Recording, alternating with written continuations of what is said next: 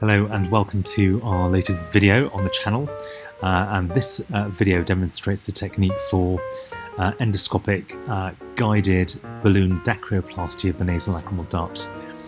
Although this doesn't have quite as high as a success rate as DCR surgery, it's a very useful technique to have in the armoury. And here we're starting off with the endoscopic view of the colliculus. It's sufflated with fluid, and now moving past the internal opening of the system, round the corner into the nasolacrimal duct. And you can see it's a wider calibre, more rigid, and there you see the obstruction within the space of the duct. And it's quite common to see these vascular papillomatous type tufts of tissue within it, and there's some debris floating around there as well. It's important to try and make sure you only try this technique with more distal obstructions of the duct, as they tend to work a little better in that area. The proximal obstructions don't tend to work quite as well.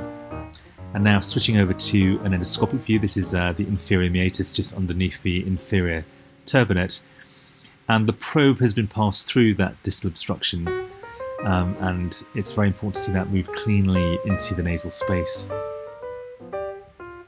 I'm just moving it up and down a couple of times just to overcome any resistance. The next step is to take the balloon catheter,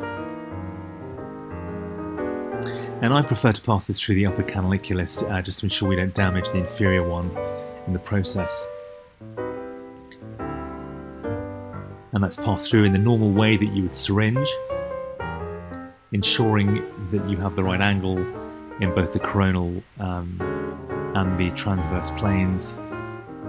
And there it's moving in very easily again into the inferior meatus.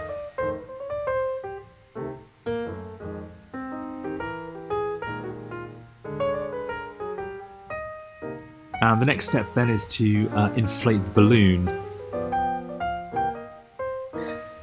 This is using a water pressure system,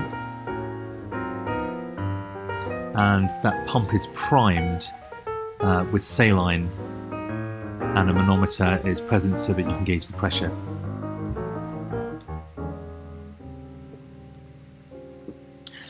I use a double dilatation technique, increasing the pressure up to about 8 bar and holding it there for about 1 minute.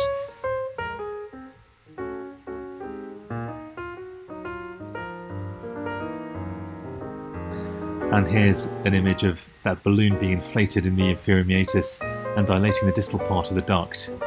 And again, that's then passed through again for a second round of dilatation,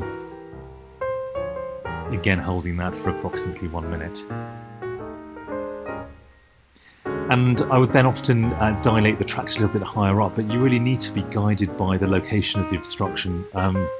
Don't need to dilate the entire tract, which has caused trauma and damage, so do try and focus on that single area of obstruction.